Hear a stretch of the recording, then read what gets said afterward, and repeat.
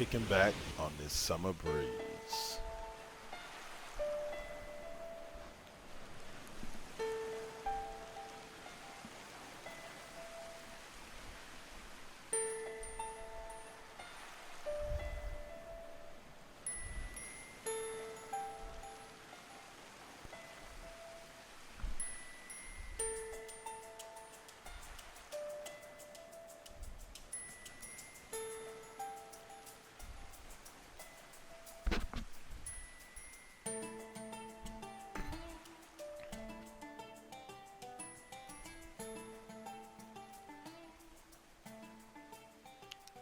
Welcome to Double K's Classroom.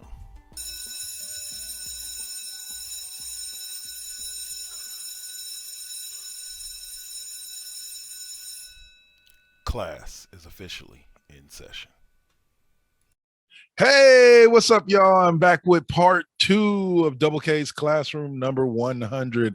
Last week we had, or 2 weeks ago, we had on Saint, Suave, and Alpha talking sports. This week I brought back an old friend of the show and an even older friend of mine. No, the one and only J.Hemphill. How are you doing today, brother?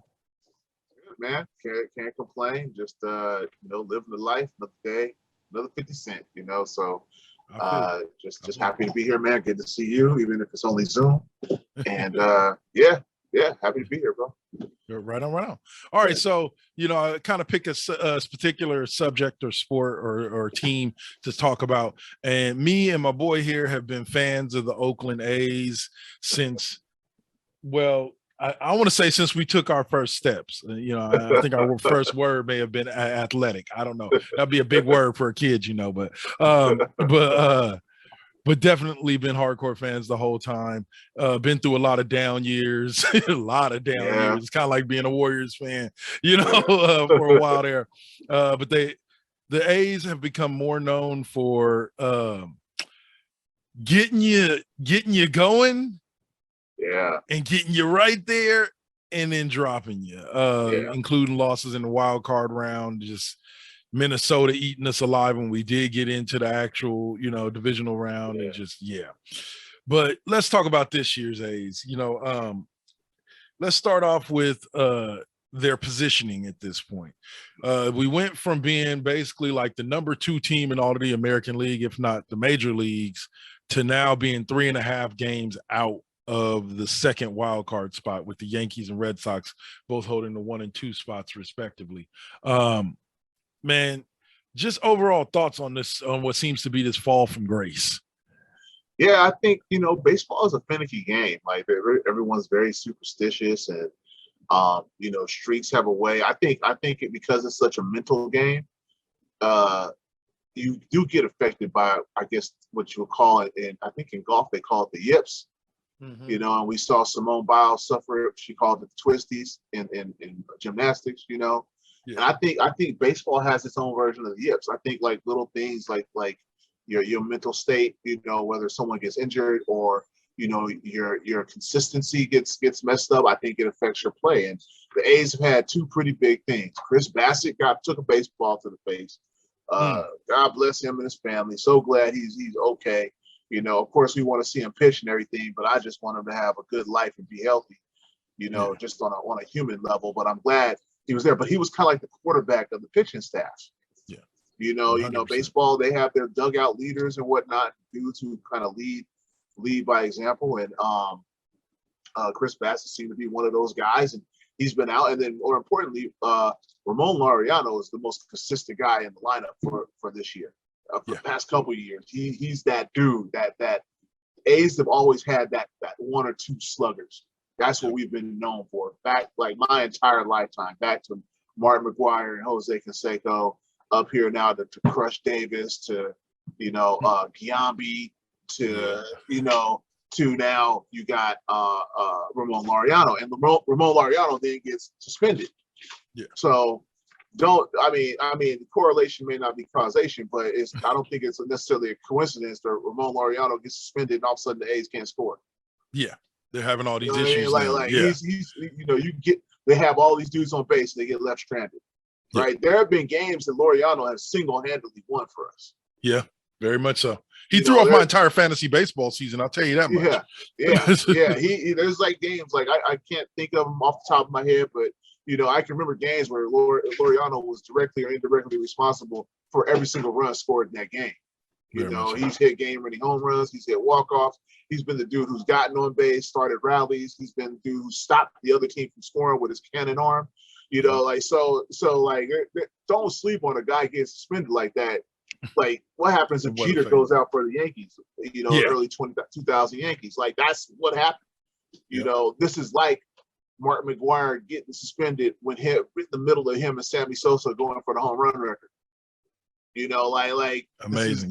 This is Tim Hudson getting suspended. When we had the three aces. So like it's not or what's his name, Buster Posey getting suspended in the middle of the Giants home run or World Series runs. Well, I was gonna say that's a great example because you said, in you can definitely say, and I've always said, I don't take it away from Giants fans. Like I've always had issues with calling what they had a dynasty because of the fact of the down years in between. But I was like, I will give you one of those, and they are like, what do you mean? I will give you the 1 year when Buster Posey got hurt right out the gate. Because that just deflated y'all right off the bat. So that year I can kind of give you a pass on. I was like, but that other year you returned a full team and couldn't repeat what you did the year before. And it doesn't make any sense when you return basically the same damn team and y'all don't do exactly what y'all did the year before. I can't call it a dynasty, but anyway, but that's a prime example of how that loss of one player can derail something that would have been beautiful had it not, because you think if they do win it in that year, then that's a three-peat, which as an A's fan, I really don't want to see a Giants three-peat, but then they would actually have more of an argument for that being an actual dynasty. And then it would have been 4 out of 5, kind of what the Warriors should have had 2019 not happened. Exactly. So I mean, like it's like games. It's the streak. Like baseball is interesting. Sitting here talking to you and thinking about it. So this is kind of a stream of consciousness. But baseball is an interesting hybrid of basketball and football. Like you've got a larger roster, like a 30-man or 40-man roster, like football. But individual players can really affect what happens on the field because there's less than 10 players on the field. Like basketball, one guy changes game because there's only 5 people there. Right. Like it's really hard to hide a weak spot when there's only 5 people on the court. And baseball is the same way. On defense, it's really hard to hide a guy who's not as talented as the rest of the people because he's got a part of the field. There's only so many shifts you can do. Right. If this guy is not athletic enough, or this guy isn't, his range, his speed isn't there. Okay, that means the gap that I can hit the ball in is bigger. Because he may not be able to make it left or right to catch his ball and stop it from getting to the outfield. If your shortstop is weak, it's a problem. If your second baseman is weak, it's a problem. If your first baseman don't have quick hands, okay, if I get there in time, so I arrive right when the ball does, I can make him miss that ball. Right? If your catcher isn't stout, I can slide into him and score that run. So it's hard to hide weaknesses. So when you take someone out of the outfield, especially like Ramon Laureano, who has incredible range, you're not going to run on him. That's the game. Now the A's have made a trade for Starling Marte, which just may, like, the silver lining is, let's say the A's don't make the playoffs this year. The silver lining is next year they have a chance to have both Ramon Laureano and Starling Marte in their outfield. Now, let's say Chris Davis comes back at 75% of who he was when last time he was on the A's, and your outfield is Starling Marte, Ramon Laureano, and Chris Davis. That's a problem. That's a problem.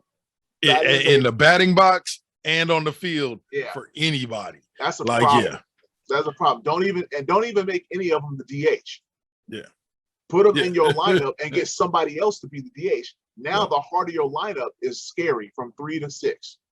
It's scary. Hold on. You got Olsen, Davis. Yeah, you still got Chapman in the lineup. Yeah, I was gonna say. Hold on, I'm getting to him. Let's say you got Olsen, you got Davis, you got Marte's actually leading off. So you got Olsen, you got Davis, you got Laureano, followed by Chapman, and then you're starting off with 1 through 5 could devastate you if they set it up right. Yeah. You put a And then Tony Kemp or somebody in there. You still got Elvis Andrus, Tony Kemp, and Mark Cannon. Yep. That's a problem. That's a problem. So yes, if the A's for some reason don't make it to the playoffs, and I honestly, without Laureano, I'm not sure they're a World Series winning team. Right. You know, right. so it's without like that spark plug. Yeah, like without Laureano, I don't think they win a World Series. It'd be nice to see him in the playoffs, but I don't expect them to make it past the divisional round without somebody like Laureano. Yeah. But Starling Marte, like next year, even if let's say Chris don't come back, right? Yeah. You still got Tony Kemp in left field. So you put Starling, you put Ramon in right, Starling in center, Tony Harrison Kemp in left. too. Yeah, Josh Harrison can play the outfield as well. Exactly. So I mean, you know, and the A's have had good shortstops and third basemen for the past 20 years. Yeah. So they that's their thing. Is really really back good to Crosby and Chavez and we Tada. got Elvis Andrus right now at shortstop. Yeah. So I think what they need to do is just for once start keeping these players. Like Starling Marte is one of the greatest trades, as we said before we started recording. He's probably the best pickup in the past 5-6 years easily. Maybe the best past decade, but I just haven't been up on that. I just root for whoever's wearing green and gold. You know, I don't really pay attention. But like I'd have to go back. I don't know, man. I don't really, you know. And even Josh Harrison, you know, who we picked up from the Pirates, like these are good players. We've got good players. You know, I'll bring up 2 points. First and foremost, a sneaky good trade it was the one where they picked up Josh Harrison that a lot of people don't talk about. This part of the trade is that they picked up Yan Gomes, who's a veteran catcher from the Nationals that has some experience that can steady the Sean Murphys and Armis Garcias that we have that are still growing into solid catchers in a Major League Baseball. But that, and I have to say this. The addition of Laureano definitely lifts us up, but I think finding or solidifying the closing position will be what gets us to a World Series or takes us deep into the playoffs. Until we can find somebody that can anchor that like Liam Hendricks did for the past couple of years, you know, somebody that can, but somebody young that we can lock down long term. You know what I'm saying? Like, so we know we got a closer. Like when we had Eckersley, like you knew there was no ifs, ands, or buts about it. When Eck came in the ninth, you knew the game was done. You know, there was. I'll admit it. It shocked the living shit out of me when Kirk Gibson hit that home run because I knew for a fact it does. It does. That still hurts my. And you know what? That's the one thing. Like people laugh about the Bay Area where people are like both A's and Giants fans, but I think what's different about the Bay Area is that. Yeah, you root for one side or the other, but we're united in our hate of the Dodgers. Yes. 100%. In ways that not a lot of other municipalities are. Like, it doesn't matter what side of the Bay you're on, you hate the Dodgers. Like, I don't even trip off the Angels. I don't really care. I hate the Dodgers. I hate them. I hate them so much. Like, as only a 12-year-old who watched Kirk Gibson run around those bases can. I hate the Dodgers so much. I just hope the worst for them. I just want the worst for them. I just want all bad things in life to happen to the Dodgers. I can't stand them. And it's almost like life's big FU that they continue to succeed despite all this hatred we put out there towards them. It's the worst. Like, I don't even hate the Yankees as much as I hate the Dodgers. You know, and I should. The Yankees is at least in our league. Yeah. You know, but I hate the Dodgers. And I'm going to hate them until we get them back in the World Series and we beat them. Mm-hmm. I'm just gonna. It's a lifelong thing for me. It's a childhood hate. It's a special kind of hate. That was the one that it could have at least been 2 out of 3. Yeah. If we beat them that year, because we beat the Dodgers the next year and then we lost to the Big Red Machine in '90. Yeah. You know, and people forget that the A's, like people laugh at the A's. Oh, they forget the A's used to be cream of the crop for a while. The A's was the best, and I think that's what's going to start. I don't like we got to address the elephant in the room, for lack of a better term, no pun intended. But they're not moving to Vegas. Yeah. All right, Vegas is the new LA. It's the place that people threaten to go to get their new stadium. That's what they do. You know, at least it was until the Raiders went, right? Yeah. But like, just so I need to put this out there because Stop blaming the city of Oakland. Okay, the Warriors, Joe Lacob bought that team with the intention of moving them as a land grab to San Francisco. So for those of you who aren't in the Bay Area, when he bought the team, the press conference was in San Francisco. Yeah, it was painfully obvious that he did not think well of Oakland, and he was going to try to move from the jump. All right. Yeah. Mark Davis registered the website Las Vegas Raiders in 1999. Damn. All right, that is he registered that thing in 1999. You can look it up in the internet registry that has been registered since 1999 by Mark Davis or by whatever his shell company is called. So the moment Al Davis passed away without a new stadium in Oakland, they were not dealing in good faith. The moment Al Davis passed away, the Raiders were not dealing in good faith. It was LA or it was Las Vegas. And even LA was a feint because it would have been free, right? They would have been the second team in the Rams stadium.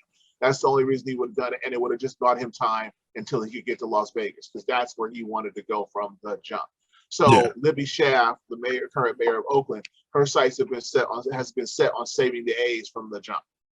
Okay. That is it. She knew 3-4 years ago that the only team she was going to be able to keep was the Oakland A's. Yeah. So I have no doubt that they're going to get the stadium in Howard Terminal. The argument is over how much the city has to spend. The city's like, yo, we're not paying for your stadium. We will pay for the municipal responsibility. We'll like pay for the roads, we'll pay for the water, we'll pay for all that stuff, but we're not paying for your stadium. Yeah. So that's what the A's are trying to get over and trying to say, give us tax breaks and everything and all, yada, yada, yada. Because once again, this is about real estate. People understand they get their heart involved because they're fans. This is about real estate. The John Fisher does not care about winning baseball games like you and I do. He does not care about, civic pride because he's from San Francisco, not Oakland. He cares about making money off the real estate that his team is on. That is why they give up players, because they don't have to win to make money. They get money from the TV deal. They get money from the radio deal. They don't care. So I mean, fans. And the less you can spend on the field, the more money you put in your pocket. Exactly. You need to understand this is a business for them. Now it might be a different story. It's a whole other show where we could talk about how the MLB, the NFL, and the NBA have monopoly exemptions. They're exempt from being monopolies, and if that was repealed, then they wouldn't be able to move, because any city could start a team that would be part of the league, and they would have to accept them. Really? Yeah, that is why there's only 30. Because if you think about it, it's a cabal. It's 32 owners who have gotten together, and they have a monopoly on football, or baseball, or basketball. Right? They get together. Right. They decide whether or not you can have a major league team, because they get to vote and decide whether or not your team is major league. Whereas if you go to Europe, any city or any municipality or any person can start up a professional club, and if they're good enough, they make it to the Premier League, right? Right, because there's actually a ladder for them to climb where they go. Exactly. But you can't do that in America. Right. Can you just start a football team and then make it to the NFL? No. But in theory, if the NFL was in Europe, yes, you could, because it has to have a relegation.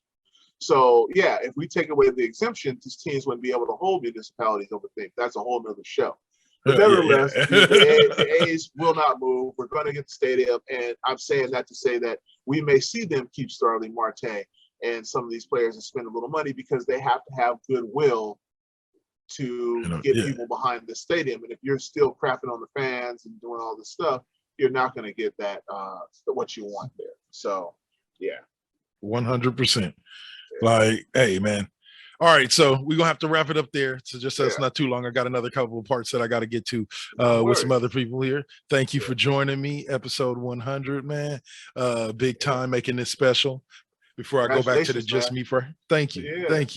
Before we go back to just me for a half hour, I know y'all been happy with all these other voices, but we'll be back to me soon. Anyway, thanks for joining us. That's it for us this week. We'll be back in a little bit after a quick break with the next segment. Peace.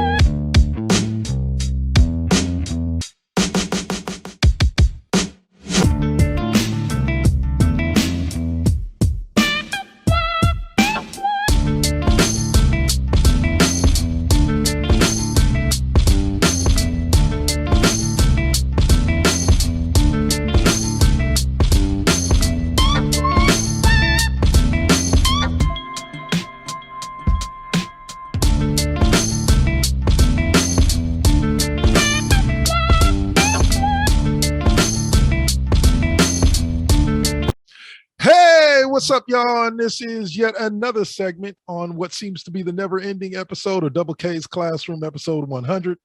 We're gonna drag this out for as long as possible, y'all. Now, today I am joined by a woman who has battled with me on the debate desk sports-wise on many of occasions, and she has been with us on Four Aces and on West Coast Bias for now, 3 years now? At least 3-4 years, if not longer than that. I want to say pretty much since we've been on Spreaker. I'd say no. I started before Spreaker. Oh yeah, huh? I'd say 6 years now, maybe. Wow, we've been at it for 6 years. Yeah, now that hasn't been a weekly thing, no. Unfortunately, but it is definitely that's crazy. Yeah, that's a milestone right there. Yeah. Come to think of it, like this is year what? This is year 13 for me in the podcasting game altogether. So, but Double K's Classroom, like I tell people all the time, started out as a weekly segment on West Coast Bias when we all used to do our individual segments, which, by the way, we're bringing that back for the new season. We're going to bring back the spotlight segments where everybody gets their spotlight to go off on what they want to go off. This started off as that, moved to a Friday night show right before Raw Impact Unleashed, and has blossomed into everything that it is now, YouTube, so on and so forth. But we bring in everybody for this special episode, and everybody gets one subject or two subjects for us to ramble about. And Ms. Heather, we've always had our most fun talking about them Warriors, them Dubs. That beautiful basketball. Yes. Even in losing seasons, they seem to play amazing. I've enjoyed watching every single one of their games. Steph being like one of the best players I've ever seen grab a basketball. His returning splash brother Clay, as we've watched this team that should not be struggle for the past 2 years. The return of Clay is going to be a big. Now they're talking about December return for Clay. So how you feeling about our chances of keeping our head above water with this roster we got right now, keeping the head above water and staying in the thick of that playoff hunt before we get our sharpshooter back? Oh, I think that they're just going to be like on that, riding that wave, getting ready to that point. I think that their spirits and their energy is going to be super high, wanting to give him a cushion when he's coming in, to kind of get his feet wet back again. So I think that they're really going to go out there and play their hearts out until Clay is able to come back, so that when he comes back, they're already looking good and there's less stress on him. And I've actually thought of many points for why they will do well, and that has not been one of them. Like, that's something that I agree with 100%. Like, they want to be rolling when Clay gets in there, because Clay is really one of those plug and play kind of guys where he can step in and just ride the wave with them and keep it going. And so it will be on Steph, Wiggins.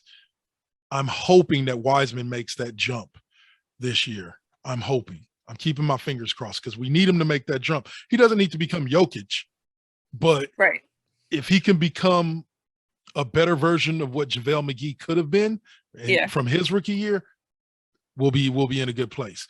Absolutely. But let's move forward to these rookies that they brought in. I like the Kuminga kid. The more I see of him, what I saw of him in summer league, I like him. Like, give him a couple years and maybe add about 100 pounds to his frame, and we've got our version of Giannis. Like the kid can play D. He's definitely, how do you say? He looks like such a baby right now. Oh man! I thought we stopped getting kids out of high school, right? Oh, and what's funny is that he is only like 19. Yeah. Like, he is a baby. Like, but he played in the Ignite League, right? The G League. Yeah. On the G League Ignite team, instead of going to his 1 year of college. But wow, man, yeah, babies. It's funny though, because Moses Moody is actually. Does that mean we're getting old? I think so. I think we have to embrace it. I don't want to say it. I don't want to say it. But I'm thinking, like my co-host Alpha says on Cheap Pop, he always calls me the Silver Fox. And I'm like, dude, you got me about ready to go buy Just for Men and darken my shit up a little bit. All right. I guess we just got to embrace it at this point, right? You know, because hey, every day is another day, and that's added. Like I used to always say to my little sister, I say we got more spins of this planet behind us than we do ahead of us. But you know what? We still got plenty of them ahead of us. We ain't that old. Next thing you know, we're gonna be on the porch yelling at kids to turn their music down. Like, hey, I ain't gonna lie. Look, I was 25 looking at fools that I could feel the vibrations of their car going, man, can you turn that down? I'd like to listen to my radio, please. Or at least get some Dynamac because your shit is rattling. Oh, I missed that rattle though. I missed that because dudes thought they was so cool. Every single screw loose in the entire trunk. Oh man, I did not have that problem when I had my system in my Jedi. I did not have that problem. But just the same, yes. We're getting it, but compared to these kids coming into the NBA and the NFL, yeah, we old because you know, I used to always be able to say, you know, if I went to college, I might have been able to be an NFL wide receiver. Now it's so far back, why mention it? I mean, even LeBron makes me feel old when I think of how old he is compared to how old I am, and he looks old as fuck. Yes, like I don't think I look that old. He looks older than I do, and I'm older than he is. Oh man, I can definitely say that. I told somebody that the other day. I said, you know, I may be going on 44, but I can say one thing: my hairline is still here. It's not back here.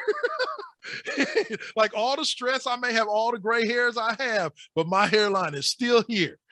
Well, and it stays there from the beginning of the year to the end of the year, right? It doesn't like move. My forehead doesn't grow. Like, yeah. No. Oh man. But yeah.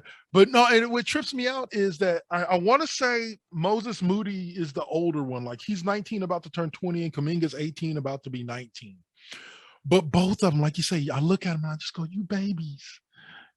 Somebody just give you a hug. And like, just are tell you even allowed to vote yet? Oh man. Did your mom have to sign your permission slip to come on this field trip? Oh my goodness. Is mom gonna pack you a lunch for road trips? She wrote your initials and all your clothes before you went to training camp. Oh, killing me. Oh man. But what these kids are gonna bring on the basketball court is I believe it's gonna be something special. I like our future with those two, as long as we don't end up moving them like for the win now type thing. Because I believe that both of them can contribute now and end up being that big three for us with him, Kuminga, and Wiseman for our future. Yeah, I don't think that we're where we should be at right now to play the win now game. Right. Like I feel like we need to get, you know, I think we're still rebuilding a little bit, right? Still allowing the team that we have now to kind of grow together. We have teammates right now who've never even played with Clay, right? So I don't think we're it's not like when we added Durant, right? Like we were just that one puzzle piece away. It just doesn't make any sense the whole reason why the Warriors have been who they are is because they have built and grown and, you know, grown together as a team, grown together as kids. We're talking about how young these players are looking at. Look at how young Steph and Clay looked when they first came in. Steph looked like my best friend from 7th grade when he came into the league. I think he was still in junior high when he entered the league. But the reason why the team became what it was because they grew up and grew into a team together. You know, and then we were able to plug and play some extra veteran support, and then those guys all meshed, and then you popped in KD. So it wasn't just, and that's also too like why we've always had this argument about the super team as far as the Warriors go. You know, could they say that once we added KD? A little bit, but other than that, like we drafted well. You know, the team grew together. One of the shirts that I love the most is the Warriors shirt that has the list of the year that Steph was drafted and how many of those people went before him. You know, and where are some of those guys now? Johnny Flynn, I don't even think he's in the league anymore. Right? So, I mean, this is a team that was built from the ground up in a lot of ways. It was. And ain't Iggy back now? I was just going to say that. Thanks for transitioning us right into the next subject. With the return of Iggy, that's what has me having high hopes. It's because Iggy was always that glue that solidified the second team. You know, Iggy doesn't need to start. We have Wiggins for that. You know, and Iggy can guide these young bucks and work and be out there with them and make things happen. And that even means more than his talent alone. The force that he is, the type of leadership he is, the type of player he is inside and, you know, inside the locker room and on the court, like that's the dude that you want on your team. So 100%. Especially for these new kids coming up, because they're about to see some like old school Magic, right? Yeah, no, really. Like, and that's when that's why I made the comment earlier where I said I like our future, because those two kids learning from these specific players, just hold on to them, Bob, Jacob, just hold on to them. And trust me, in the end, it will pay off, because these kids are going to come in, they're going to learn how to win, they're going to learn how to play, and they're going to learn from champions. And they're going to learn from people who have been there and who have done that. You know, last year, I thought the team was kind of lacking without Clay. It was just, like it was hard to watch games just because like, I'm like, we should be stomping this team and we're struggling with them. A team like Memphis, we should have rolled over them.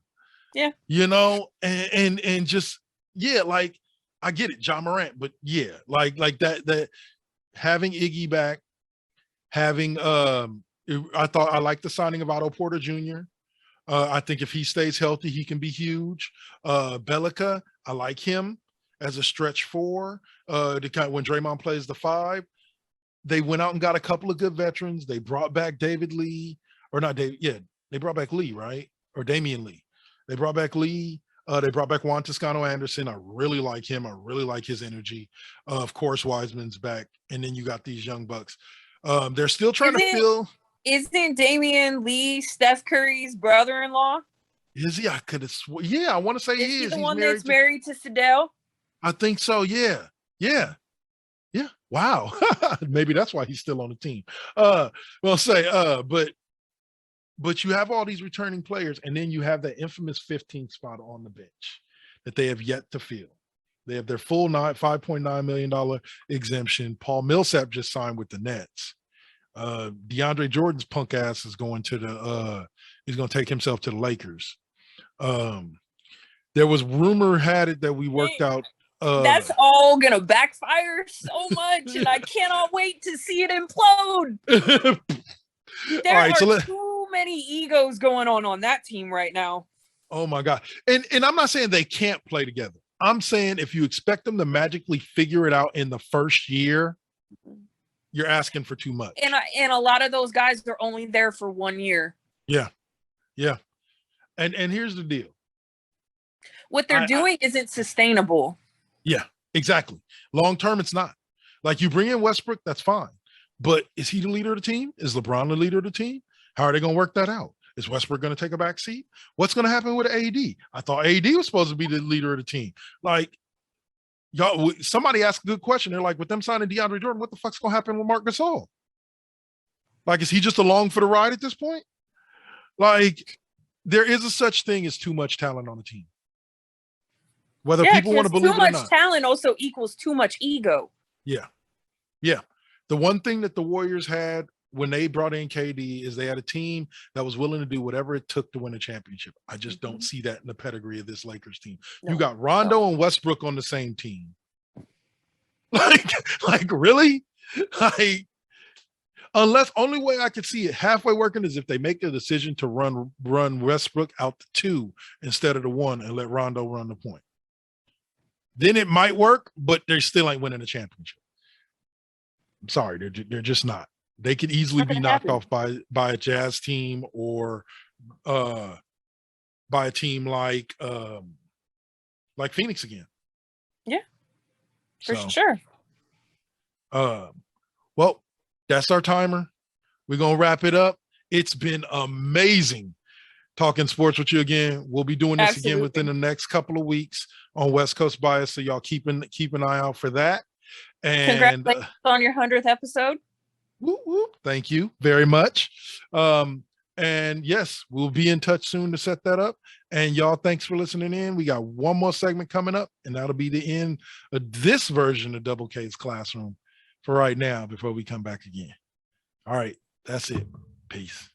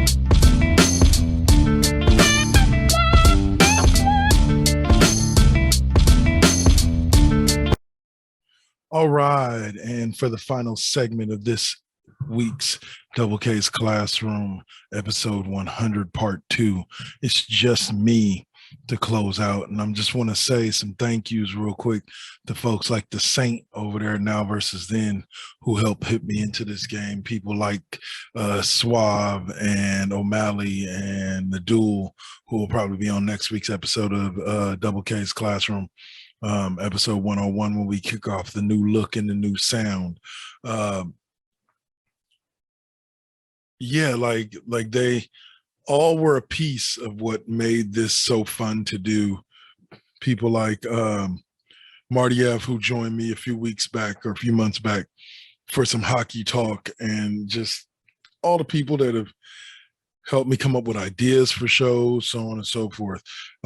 I'll close by saying this. The 49ers, regardless of what anybody say, look good this season and look like they probably are going to tear some stuff up as soon as this defense gets its shit together. Well, I say, what else? The Warriors, I'm going to say it again. I said it twice during the couple of segments, one with Saint, one with O'Malley. That Kuminga kid, you give him some time to grow, to put on some muscle and some extra weight, and I'm going to tell you right now, he could be the next Giannis. And you could keep him paired with Moody and Wiseman as our 3 young studs moving forward. And I think this Warriors team has something special to to look forward to. But hopefully we won't move them for a win now superstar, somebody that can help us win a championship right now within the next couple of years before Steph and Clay and Draymond retire. But we'll see. We'll see. As far as the A's, man, they've kind of slid back at this point, a little bit out of the playoff race. I hope they can climb themselves back into it, or out of the wild card spot. Hopefully they can climb themselves back into it. They were one of the best records in baseball early on, just like the Giants. And just recently they've just slid. The Bassett head injury was one that really left the team feeling like, wow, what could happen next? And when guys like Hemphill said, if we can lock up somebody like a Sterling Marte long term, I think that would work out for the A's as far as continuing to win the way that they have been. But will they lock him up? I think that's a whole nother subject. Like, I think locking him up for more long term is going to take a little bit more than maybe what the Oakland A's have to give. All right. Other than that, keep joining us. I'm just going to kind of make this last little bit. I'm not going to keep it more about 4 or 5 minutes. This last little bit about Saint, or not Saint, but 4-H Presents in general. We're a collective of shows. I believe there's about 8 to 10 of us at this point that come on either weekly, bi-weekly, or sometimes monthly to entertain you. And we have guys like Mr. Deacon with the Mr. Deacon Experience, as well as The Browns Are Trash, or good videos, and the man is taking it to a whole nother level. And then we've got guys like the Saint, who's still on the grind with the independent music scene and getting us switched over to big things to come, along with the likes of Miss Toy and Sam Brett. 2021 and 2020 has been a very unique and kind of rough road for the 4H's crew, but we're still here. We're still rolling. Alpha's still here with me with the Cheap Pop podcast. O'Malley and Duel are still here with me with Double K's class, or not Double, but West Coast Bias. I'm still here with Double K's Classroom and with KD5P. So you guys just please keep listening in. Like I said, we're about to move over to a site or a station called Live 365 that we hope will expand us even more so than what we already are. And so this is going to wrap up episode 100. I hope you guys have enjoyed 100 episodes of Double K's Classroom. I know I've enjoyed bringing them to you, and we'll see you guys on the flip side with episode 101. But it'll be a new beginning, new intro, new look, new logo, and that'll be for most of the 4 shows that I'm a part of for 4H's. So peace. This has been Double K for episode 100 part 2, technically episode 101, but episode 100 part 2 of Double K's Classroom. We'll see you guys in the coming weeks. Peace.